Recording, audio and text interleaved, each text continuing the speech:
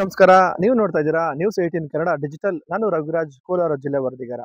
ಇವತ್ತು ಬಿಜೆಪಿ ಮತ್ತೆ ಜೆಡಿಎಸ್ ಪಕ್ಷ ಏನು ಲೋಕಸಭಾ ಚುನಾವಣಾ ದೃಷ್ಟಿಯಿಂದ ಮೈತ್ರಿ ಘೋಷಣೆ ಆದ ನಂತರ ಸಾಕಷ್ಟು ಬೆಳವಣಿಗೆಗಳಾಗ್ತಾ ಇದೆ. ಕೋಲಾರ ಟಿಕೆಟ್ ಜೆಡಿಎಸ್ಗೆ ಸಿಗುತ್ತೆ ಅಂತಕ್ಕಂಥ ಒಂದು ಲೆಕ್ಕಾಚಾರವನ್ನ ಇಲ್ಲಿರ್ತಕ್ಕಂಥ ಸ್ಥಳೀಯ ಜೆಡಿಎಸ್ ನಾಯಕರು ಹೊಂದಿದ್ರೆ, ಬಿಜೆಪಿ ನಾಯಕರು ಕೂಡ ಅಂತದೇ ಒಂದು ವಿಶ್ವಾಸನ ಹೊಂದಿದ್ದಾರೆ. ಇಲ್ಲಿ 1989ರಿಂದ 2019ರ ಒಂದು ಲೋಕಸಭಾ ಚುನಾವಣೆವರೆಗೂ ನಾವು ಸಾಕಷ್ಟು ಮತಗಳಿಕೆಯಲ್ಲಿ ಒಂದು ಮುಂದಿದ್ದೇವೆ. ಹಾಗಾಗಿನೇ ಲೋಕಸಭೆ ಟಿಕೆಟ್ ಬಿಜೆಪಿಗೆ ಸಿಗುತ್ತೆ ಅನ್ನೋ ವಿಶ್ವಾಸದಲ್ಲಿ ಈಗ ಬಿಜೆಪಿ ನಾಯಕರು ಸೇರಿದಂತೆ ಸಂಸದ ಎಸ್ ಮುನಿಸ್ವಾಮಿ ಅವರು ಇದ್ದಾರೆ. ಆದ್ರೆ ಈಗ ಈ ಒಂದು ಜೆಡಿಎಸ್ ನ ನಾಯಕರು ಹೇಳೋ ಪ್ರಕಾರ ಏನು ಕೋಲಾರ ಲೋಕಸಭಾ ಕ್ಷೇತ್ರ ವ್ಯಾಪ್ತಿಯ 8 ವಿಧಾನಸಭಾ ಕ್ಷೇತ್ರದಲ್ಲಿ ಜೆಡಿಎಸ್ ಕಳೆದ ಒಂದು ವಿಧಾನಸಭಾ ಚುನಾವಣೆಯಲ್ಲಿ ಬರೋಬ್ಬರಿ ಒಂದು 5 ಲಕ್ಷ ಮತಗಳನ್ನ ನಾವು ಪಡ್ಕೊಂಡಿದ್ದೀವಿ, ಮತ್ತೆ 3 ಶಾಸಕರಿದ್ದಾರೆ, ಹಾಗಾಗಿನೇ ನಮಗೆ ಟಿಕೆಟ್ ಅನ್ನು ಕೊಡಬೇಕು ಅಂತಕ್ಕಂಥ ಒಂದು ಕ್ಲೈಮ್ ಅನ್ನ ಕೂಡ ಈಗ ಜೆಡಿಎಸ್ ನಾಯಕರು ಹೇಳ್ತಾ ಇರೋದು. ಈಗ ಮಾಜಿ ಸಿಎಂ ಕುಮಾರಸ್ವಾಮಿ ಅವರು ಮೊನ್ನೆ ಕೋಲಾರಕ್ಕೆ ಬಂದಿದ್ರು. ಅವರು ಕೋಲಾರಕ್ಕೆ ಬಂದಂತಹ ಸಮಯದಲ್ಲಿ ಒಂದು ಮಾತನ್ನ ಹೇಳಿದ್ರು. ಇಲ್ಲಿ ಇರ್ತಕ್ಕಂಥ ಸಂಸದ ಎಸ್ ಮುನಿಸ್ವಾಮಿ ಏನಿದ್ದಾರೆ ಅವರು ಕೂಡ ಇಲ್ಲಿ ಸ್ಪರ್ಧೆ ಮಾಡ್ಲಿಕ್ಕೆ ಸಮರ್ಥರಿದ್ದಾರೆ, ಮತ್ತೆ ನಮ್ಮ ಜೆಡಿಎಸ್ ಪಕ್ಷದಲ್ಲಿ ಕೂಡ ಸಾಕಷ್ಟು ಆಕಾಂಕ್ಷಿಗಳಿದ್ದಾರೆ ಅಂತಕ್ಕಂಥ ಮಾತನ್ನ ಕುಮಾರಸ್ವಾಮಿ ಅವರು ಹೇಳಿದ್ರು. ಆತ್ಮೀಯ ಸ್ನೇಹಿತರು, ಮುನಿಸ್ವಾಮಿ ಅವರು ಅಭ್ಯರ್ಥಿ ಇರ್ತಕ್ಕಂಥದ್ದನ್ನ ಅವ್ರು ಹೇಳಿದ್ದಾರೆ ಅಂತಕ್ಕಂಥದ್ದಕ್ಕೆ ತಾವೇನು ಪ್ರಶ್ನೆ ಮಾಡ್ತೀರಿ? ಅವರು ಸಮರ್ಥರಿದ್ದಾರೆ, ಅಂತಿಮ ತೀರ್ಮಾನ ಮಾಡ್ತಾರೆ. ಎಷ್ಟು ಕ್ಷೇತ್ರ ಇದು ಮಾಡಿ ಸರ್ ನೀವು? ನನಗೆ ಕ್ಷೇತ್ರಗಳಿಗಿಂತ ಹೆಚ್ಚಾಗಿ ಪ್ರಾರಂಭಿಕ ಹಂತದಿಂದ ಹೇಳಿದ್ದೇನೆ, ಇವತ್ತು ಈ ರಾಜ್ಯದಲ್ಲಿ ಇರ್ತಕ್ಕಂಥ ಒಂದು ಕೆಟ್ಟ ಸರ್ಕಾರ, ಭ್ರಷ್ಟ ಸರ್ಕಾರ ಇದು. ಈ ಸರ್ಕಾರ ತೆಗಿಬೇಕು ಅಂತಕ್ಕಂಥದ್ದೇ ನಮ್ಮೆಲ್ಲರ ನಿಲುವು. ತದನಂತರ ಏನು ಸಂಸದ ಮುನಿಸ್ವಾಮಿ ಅವರು ಕುಮಾರಸ್ವಾಮಿ ಅವರಿಗೆ ಮಾತಿಗೆ ಒಂದು ಪ್ರತಿಕ್ರಿಯೆಯನ್ನು ಕೊಡ್ತಾ ಒಂದು ಮಾತನ್ನ ಹೇಳ್ತಾರೆ. ಆ ವಿಚಾರವನ್ನ ನಾವು ಎಲ್ಲರೂ ಕೂಡ ಒಂದು ಗಂಭೀರವಾಗಿ ಪರಿಗಣಿಸಬೇಕು. ಏನಂತಂದ್ರೆ ಮುನಿಸ್ವಾಮಿ ಅವರು ಹೇಳ್ತಾರೆ, ನಮ್ಮ ಒಂದು ಪಕ್ಷದಲ್ಲಿ ಟಿಕೆಟ್ ಕೇಳುವಂತಹ ಯಾವುದೇ ಸಂಸ್ಕೃತಿ ಇಲ್ಲ. ಯಾರೇ ಪಕ್ಷದ ಪರವಾಗಿ ಕೆಲಸ ಮಾಡಿದ್ರೆ ಅಂತವರಿಗೆ ಖಂಡಿತ ಒಂದು ಟಿಕೆಟ್ ಅನ್ನ ಕೊಡ್ತಾರೆ. ಹಿಂದೆ ನಾನು ಬಿಬಿಎಂಪಿ ಸದಸ್ಯನಾಗಿದ್ದೆ, ಮತ್ತೆ ನನ್ನನ್ನ ಒಂದು ಮೇಯರ್ನ ಎಲೆಕ್ಷನ್ಗೆ ಒಂದು ಅಭ್ಯರ್ಥಿಯನ್ನು ಕೂಡ ಮಾಡಿದ್ರು, ಮತ್ತೆ ನನ್ನ ಕೋಲಾರ ಲೋಕಸಭೆಗೆ ನನ್ನ ಅಭ್ಯರ್ಥಿಯನ್ನಾಗಿ ಮಾಡಿದ್ರು. ನಂತರ ನಾನು ಇಲ್ಲಿ MP ಆಗಿ ಕೆಲಸ ಮಾಡಿ ಇದೀಗ ಮತ್ತೊಮ್ಮೆ ನಾನು ಟಿಕೆಟ್ ಅನ್ನ ಕೇಳುವಂತ ಅವಶ್ಯಕತೆ ಇಲ್ಲ.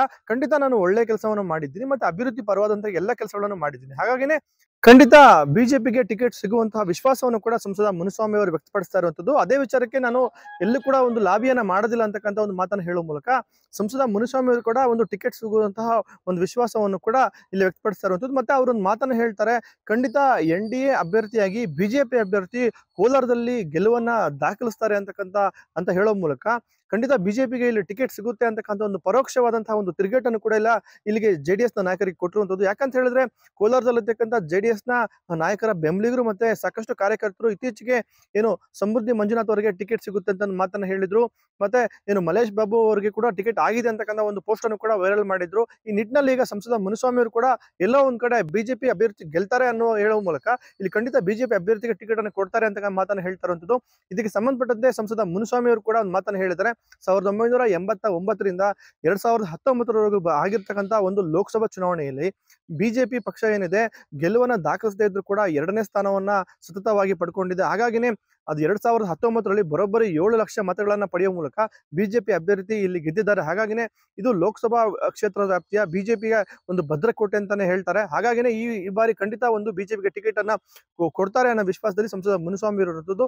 ನಾನು ಸಿಟ್ಟಿಂಗ್ MP ಇದ್ದೀನಿ. ನಾವು ಯಾರನ್ನ ಹೋಗಿ ಟಿಕೆಟ್ ಕೇಳೋದು ಇನ್ನೊಂದು ಮತ್ತೊಂದು ಇದನ್ನ ನಾವೇನು ಇಟ್ಕೊಂಡಿಲ್ಲ. ನಮ್ಮ ಪಕ್ಷದಲ್ಲಿ ಮತ್ತೆ NDA ಮೈತ್ರಿಕೂಟದಲ್ಲಿ ಯಾರು ಸಮರ್ಥರು, ಯಾರು ಟಿಕೆಟ್ ಕೊಡಬೇಕು, ಏನು ಎತ್ತ ಅಂತ ಹೇಳ್ಬಿಟ್ಟು ಹೇಳಿ ಯೋಚನೆ ಮಾಡೋಂಥ ಶಕ್ತಿ ಇದೆ. ಎಲ್ಲ ರೀತಿಯಾದಂಥ ಸರ್ವೆಗಳನ್ನು ಮಾಡಿದ್ದಾರೆ. ಸರ್ವೆಗಳನ್ನು ಮಾಡಿದ್ದಾಗ ಜನಸಾಮಾನ್ಯರು ಅವ್ರು ಕೊಟ್ಟಿರ್ತಕ್ಕಂಥ ಏನು ರಿಪೋರ್ಟ್ ಇದೆ, ಆ ರಿಪೋರ್ಟು ಯಾರು ಕೊಟ್ಟರೆ ಗೆಲ್ತಾರೆ, ಏನು ಎತ್ತ ಅಂತೇಳಿ ಗೊತ್ತಿರೋದ್ರಿಂದ ಅದಕ್ಕೋಸ್ಕರ ಹೈಕಮಾಂಡು ತೀರ್ಮಾನ ಮಾಡ್ತಾರೆ. ನಾವು ಎಲ್ಲೋ ಯಾರ ಹತ್ರನೂ ಹೋಗಿ ಟಿಕೆಟ್ ಕೇಳೋಂಥದ್ದು ಇದು ಮಾಡೋಂಥದ್ದು ಆ ಥರ ನಮ್ಮ ಪ್ರವೃತ್ತಿ ನಮ್ಮ ಭಾರತೀಯ ಜನತಾ ಪಾರ್ಟಿಯಲ್ಲಿಲ್ಲ.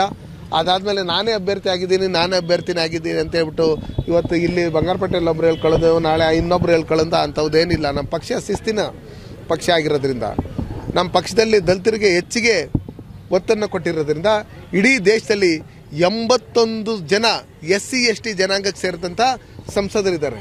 ಹಂಗಿರ್ತಕ್ಕಂಥ ಸಂದರ್ಭದಲ್ಲಿ ನನಗೇನು 75-80 ವರ್ಷ ಏನು ವಯಸ್ಸಾಗಿಲ್ಲ. ನಮ್ಮಲ್ಲಿ ಪಕ್ಷದಲ್ಲಿ ಯಾರು ಆಕ್ಟಿವ್ ಆಗಿ ಕೆಲಸ ಮಾಡ್ತಾ ಇದ್ದಾರೆ, ಯಾರು ಜನರ ಮನಸ್ಸಲ್ಲಿದ್ದಾರೆ ಅನ್ನೋ ಲೆಕ್ಕಾಚಾರದಲ್ಲಿ ಜನ ನಮ್ಮ ಅವರು ಏನು ಸರ್ವೆ ಇದೆ ಅದರಲ್ಲಿ ರಿಪೋರ್ಟ್ ಕೊಟ್ಟಿರೋದ್ರಿಂದ ಹೈಕಮಾಂಡ್ ತೀರ್ಮಾನ ತಗೊಂತಾರೆ.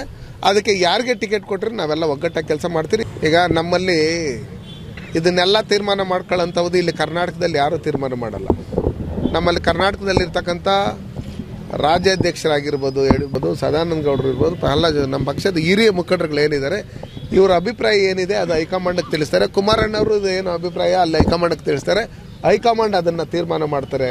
ಪಕ್ಷದ ಚಿಹ್ನೆ ಯಾರು ಕೊಡಬೇಕು, ಯಾರು ಕೊಡ್ಕೊಡ್ದು, ಏನು ಎತ್ತ ಅನ್ನೋ ಲೆಕ್ಕಾಚಾರದಲ್ಲಿ ಹಂಗಿರ್ತಕ್ಕಂಥ ಸಂದರ್ಭದಲ್ಲಿ ಹೈಕಮಾಂಡ್ ಏನು ತೀರ್ಮಾನ ತಗೊಂತಾರೆ ಅದಕ್ಕೆ ನಾವು ಬದ್ಧರಾಗಿರ್ತೀವಿ. ಈಗ ಮತ್ತೊಮ್ಮೆ ಇದೆಲ್ಲ ವಿಚಾರಗಳನ್ನು ಕೂಡ ಒಂದು ರೀತಿಯಲ್ಲಿ ಮತ್ತೆ ಅವಲೋಕನ ಮಾಡೋದಾದ್ರೆ, ಸಂಸದ ಮುನಿಸ್ವಾಮಿ ಅವರು ಮತ್ತೊಮ್ಮೆ ಚುನಾವಣೆಗೆ ನಿಲ್ಲಲು ಕೂಡ ಈಗ ತಯಾರಾಗ್ತಾ ಇದ್ದಾರೆ. ಯಾಕಂತ ಹೇಳಿದ್ರೆ ಈಗ ಮತ್ತೆ ಅವರು ಗ್ರಾಮೀಣ ಭಾಗದಲ್ಲಿ ಸಾಕಷ್ಟು ಸಂಚಾರವನ್ನು ಕೂಡ ಮಾಡ್ತಾ ಇದ್ದಾರೆ. ಎಲ್ಲಾ ಪಕ್ಷದ ಎಲ್ಲಾ ಕಾರ್ಯಕ್ರಮಗಳಲ್ಲೂ ಕೂಡ ಅವರು ಹಿಂದೆ ಕೂಡ ಭಾಗಿಯಾಗ್ತಿದ್ರು. ಮತ್ತೆ ಚುರುಕಾಗಿ ಕೋಲಾರ ಲೋಕಸಭಾ ಕ್ಷೇತ್ರ ವ್ಯಾಪ್ತಿಯ ಎಲ್ಲಾ ಕಾರ್ಯಕ್ರಮಗಳಲ್ಲಿ ಭಾಗಿಯಾಗುವ ಮೂಲಕ ತಾವು ಮತ್ತೆ ಚುನಾವಣೆಗೆ ನಿಲ್ಲೋದಕ್ಕೆ ನಾನು ರೆಡಿ ಇದ್ದೀನಿ ಅಂತಕ್ಕಂಥ ಒಂದು ಸುಳಿವನ್ನು ಕೂಡ ಸಂಸದ ಮುನಿಸ್ವಾಮಿ ಅವರು ಕೊಡ್ತಾ ಇರುವಂತದ್ದು. ಈ ಎಲ್ಲಾ ಒಂದು ಟಿಕೆಟ್ ನ ಘೋಷಣೆ ವಿಚಾರಕ್ಕೆ ನಾನು ಹೈಕಮಾಂಡ್ ನಿರ್ಧಾರಕ್ಕೆ ಬಿಡ್ತೀನಿ, ಆದ್ರೆ ನಾನು ಬಿಜೆಪಿ ಪರವಾಗಿ ಪಕ್ಷದ ಎಲ್ಲಾ ಕಾರ್ಯಕ್ರಮಕ್ಕೂ ಕೂಡ ನಾನು ಭಾಗಿಯಾಗ್ತಾ ಇದ್ದೀನಿ. ಹಾಗಾಗಿನೇ ಒಂದು ವಿಚಾರದಲ್ಲಿ ನೋಡೋದಾದ್ರೆ, ನಾನೇ ಒಂದು ಬಿಜೆಪಿ ಅಭ್ಯರ್ಥಿ ಅನ್ನೋ ಮೂಲಕ ಬಿಜೆಪಿ ಅನ್ನುವ ಒಂದು ಹೇಳಿಕೆಯನ್ನ ಕೊಡದೇ ಇದ್ರು ಕೂಡ ಅವರೇ ಮುಂದಾಳತ್ವದಲ್ಲಿ ಸಾಕಷ್ಟು ಕಾರ್ಯಕ್ರಮಗಳು ಕೂಡ ಇಲ್ಲಿ ನಡೀತಾ ಇದೆ. ಹಾಗಾಗಿನೇ ಎಲ್ಲೋ ಒಂದ್ ಕಡೆ ಸಂಸದ ಮುನಿಸ್ವಾಮಿ ಅವರು ತಮ್ಮ ಒಂದು ಸ್ಥಾನವನ್ನು ಕೂಡ JDS-ಗೆ ಬಿಟ್ಟು ಕೊಡಲು ಎಲ್ಲೋ ಒಂದ್ ಕಡೆ ಹಿಂದೇಟನ್ನು ಹಾಕ್ತಾ ಇದ್ದಾರೆ ಅಂತಕ್ಕಂಥ ಒಂದು ವಿಚಾರ ಕೂಡ ಇಲ್ಲಿ ಚರ್ಚೆ ಆಗ್ತಾ ಇದೆ. ಯಾಕಂತ ಹೇಳಿದ್ರೆ ಕಳೆದ ಒಂದು 5 ವರ್ಷದಿಂದ ಏನು ಸಂಸದ ಮುನಿಸ್ವಾಮಿ ಅವರು ಸಾಕಷ್ಟು ಒಂದು ಕೆಲಸವನ್ನು ಕೂಡ ಮಾಡಿದ್ದಾರೆ. ತಮ್ಮದೇ ಆದಂತಹ ಒಂದು ವಿಭಿನ್ನವಾದಂತಹ ಒಂದು ಫಾಲೋಯಿಂಗ್ ಅನ್ನು ಕೂಡ ಕೋಲಾರ ಲೋಕಸಭಾ ಕ್ಷೇತ್ರದಲ್ಲಿ ಹೊಂದಿರುವಂತದ್ದು. ಈಗ ಸಂಸದರಾಗಿ ಅವರು ರಾಜ್ಯ ಮಟ್ಟದ ಒಬ್ಬ ನಾಯಕರಾಗಿ ಕೂಡ SC ಮೋರ್ಚಾದಲ್ಲಿ ಗುರುಸ್ಕೊಂಡಿದ್ದಾರೆ. ಹಾಗಾಗಿನೇ ಸಂಸದ ಮುನಿಸ್ವಾಮಿ ಅವರಿಗೆ ಟಿಕೆಟ್ ಅನ್ನು ಕೊಡಬೇಕು ಅನ್ನೋ ನಿಟ್ಟಿನಲ್ಲಿ ಕೂಡ SC ಮೋರ್ಚಾ ರಾಜ್ಯಾಧ್ಯಕ್ಷರು ಕೂಡ ಈಗಾಗಲೇ ಹೇಳಿದ್ದಾರೆ. ಹಾಗಾಗಿನೇ ಇನ್ನು ಬಿಜೆಪಿ ತನ್ನ ಒಂದು ಲೋಕಸಭಾ ಸದಸ್ಯರನ್ನ ಉಳಿಸ್ಕೊಳ್ಳೋ ನಿಟ್ಟಿನಲ್ಲಿ ಇಲ್ಲಿ ಮತ್ತೆ ಬಿಜೆಪಿಗೆ ಟಿಕೆಟ್ ಅನ್ನು ಕೊಡುತ್ತೆ. ಮತ್ತೆ ಮೈತ್ರಿ ಒಂದು ಧರ್ಮ ಪಾಲನೆಗಾಗಿ ಒಂದು JDS ನ ಮಾತುಗಳು ಕೂಡ ಇಲ್ಲಿ ಒಂದು ಮನ್ನಣೆ ಕೊಡ್ತಾರ ಅನ್ನೋದು ಕಾದ್ ನೋಡ್ಬೇಕಾಗಿದೆ. ರಘುರಾಜ್, ನ್ಯೂಸ್ 18 ಕೋಲಾರ.